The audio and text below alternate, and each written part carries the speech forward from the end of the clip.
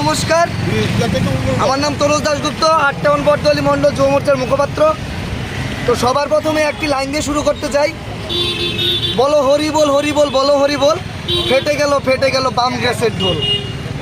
আমাদের ত্রিপুরা আজকে আরও 2 জন ভারতীয় জনতা পার্টির বিধায়ক পেয়েছে, যারা সর্বদাই জনসেবায় নিযুক্ত থাকেন। এরকম 2 জন বিধায়ক আমরা আজকে পেয়েছি। তার জন্য সর্বপ্রথম আমরা ধন্যবাদ জানাবো মুখ্যমন্ত্রী মানিক সাহাজির অক্লান্ত পরিশ্রমকে এবং ওনার স্বচ্ছ নিয়োগ নীতিকে।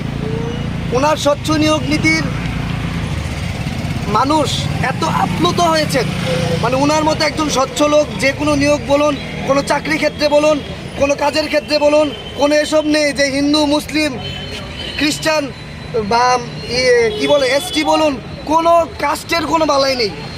আপনার যোগ্যতা আছে, আপনি পাবেন। এটাই হয়েছে মানিক সাহাজির নেতৃত্বে আজকে ধনপুর বিধানসভা এবং বক্সনগর বিধানসভার বিন্দু দেবনাথ এবং তোফাজ্জল হোসেন 2 জন বিপুল পরিমাণে জয়যুক্ত হয়েছেন। এবং আজকে আবার ত্রিপুরাবাসীকে একটা জানান দিয়ে দিয়েছে, বামফ্রন্ট আর ফিরছে না ত্রিপুরা, বামফ্রন্ট আর এই ত্রিপুরায় ফিরছে না। যতদিন মানিক সাহাজির মতো নেতৃত্ব ত্রিপুরার বুকে আছেন, ততদিন বামফ্রন্ট কেন, কংগ্রেস কেন, অন্য কোনো দল ত্রিপুরার মাটিতে পা রাখতে পারবে না। এটাই হয়েছে ভারতীয় জনতা পার্টি, এটাই হয়েছে মানিক সাহাজি।